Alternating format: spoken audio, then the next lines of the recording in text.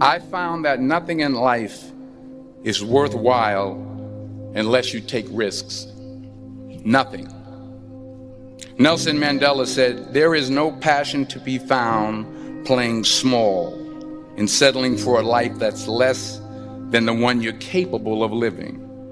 Now, I'm sure in your experiences in school and applying to college and picking your major and deciding what you want to do with life, I'm sure people have told you to make sure you have something to fall back on.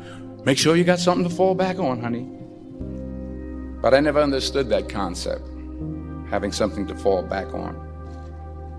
If I'm going to fall, I don't want to fall back on anything except my faith.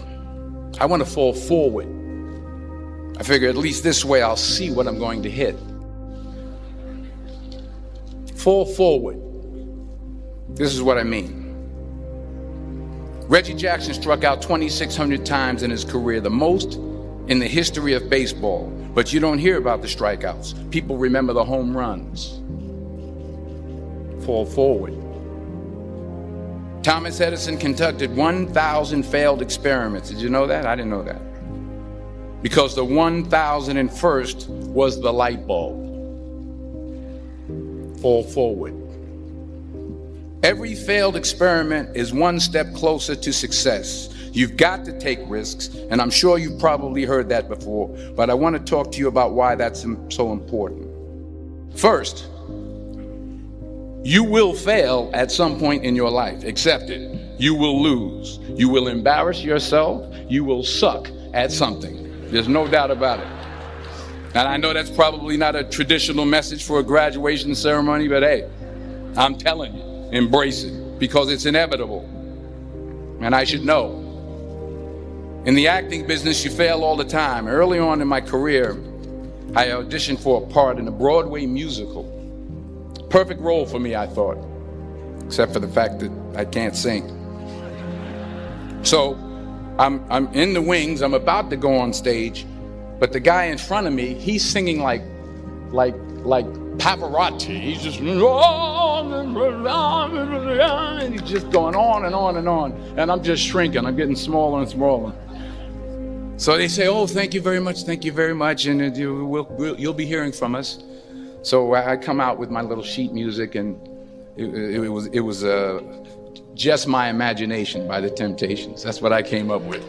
So I hand it to the accompanist, and she looks at it and looks at me and looks out at the director and was like, "All right." So I start, I'm going to sing. I'm like, "It's just my imagination once again, and then coming away with me." And I'm not saying anything, so I'm thinking I'm getting better. So I could start getting into it. It was just my running. This, thank you very much, Mr. Washington. Thank you. So I assumed I didn't get the job. But the next part of the audition, he called me back. The next part of the audition is the acting part of the audition. So I'm like, hey, okay, maybe I can't sing, but I know I can act. So they pair me with this guy, and again, I didn't know about musical theater. And musical theater is big, so they can reach everyone all the way in the back of the stadium. And I'm more from a realistic, naturalistic kind of acting where you actually talk to the person next to you. So I don't know what my line was. My line was, "Well, hand me the cup." And his line was, "Well, I will hand you the cup, my dear. The cup will be there to be handed to you." I said, "Oh, okay." "Well, should I give you the cup back?" "Oh, yes, you should give it back to me, because you know that is my cup and it should be given back to me." I didn't get the job. But here's the thing. I didn't quit. I didn't fall back. I walked out of there to prepare for the next audition, and the next audition, and the next audition. I prayed. I prayed, and I prayed.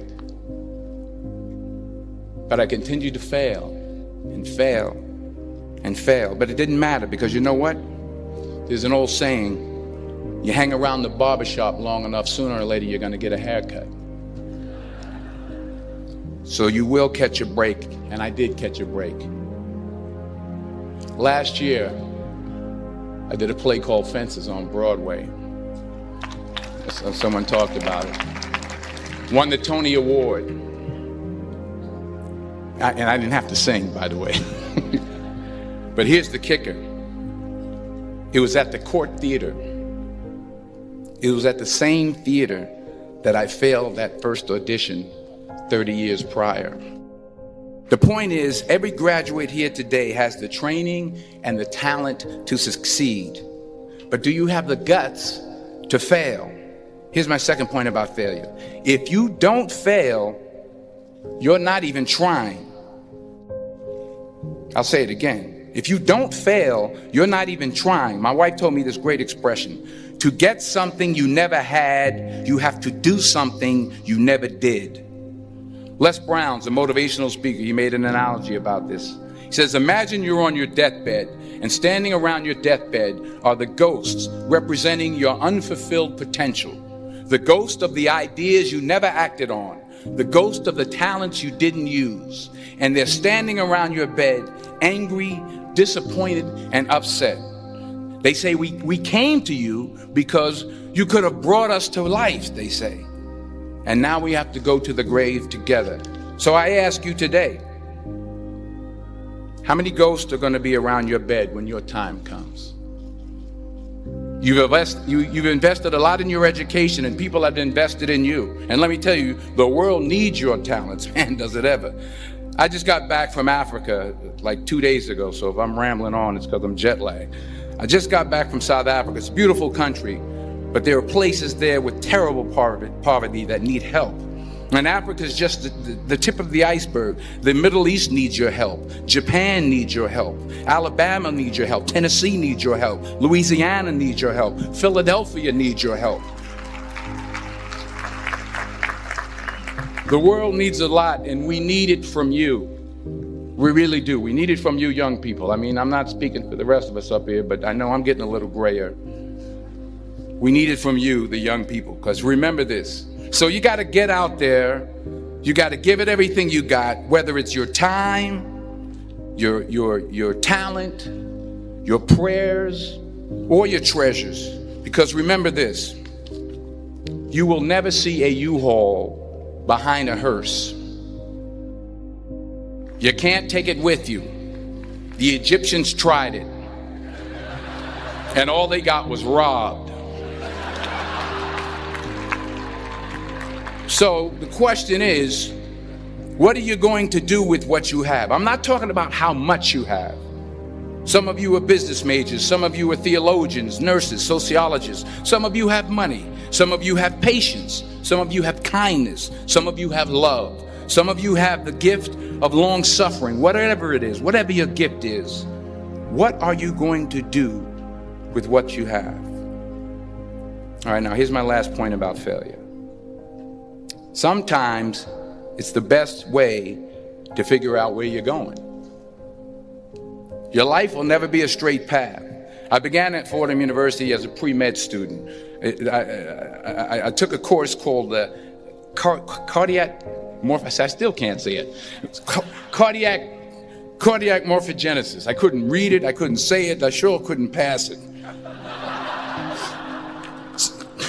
So then I decided to go into pre-law, then journalism.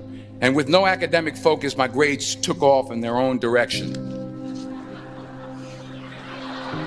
Yeah, down. I was a 1.8 GPA one semester, and the university very politely suggested that it might be better to take some time off. I was 20 years old. I was at my lowest point. And then one day, and I remember the exact day, March 27th, 1975, I was helping my mother in her beauty shop. My mother owned a beauty shop up in Mount Vernon. And there was this older woman who was considered one of the elders in the town. And I didn't know her personally, but I was looking in the mirror. And every time I looked at the mirror, I could see her behind me. And she was staring at me. She just kept looking at me. Every time I looked at her, she kept giving me these strange looks. So she finally took the dryer off her head and she said something I'll never forget. First of all, she said,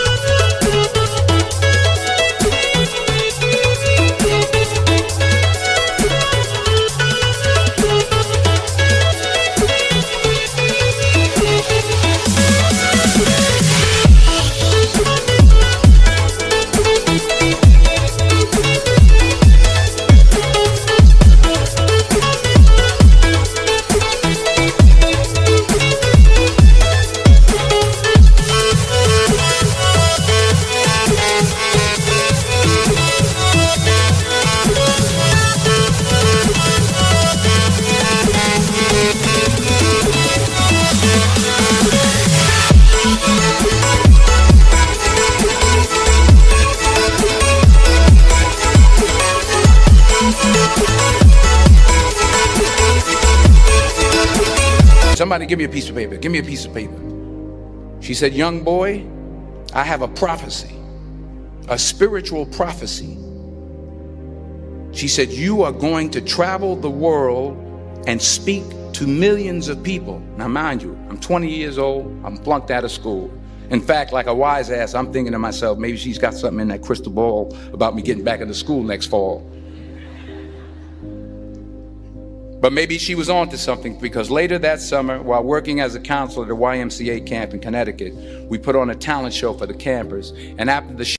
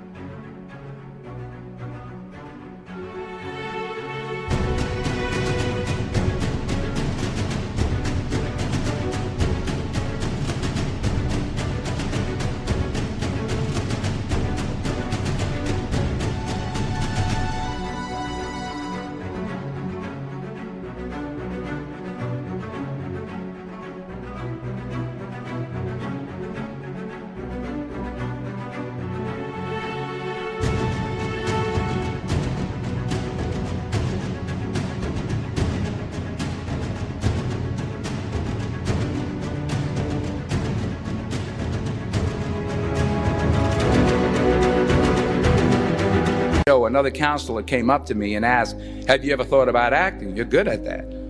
So when I got back to Fordham that fall, I got in and I changed my major once again for the last time.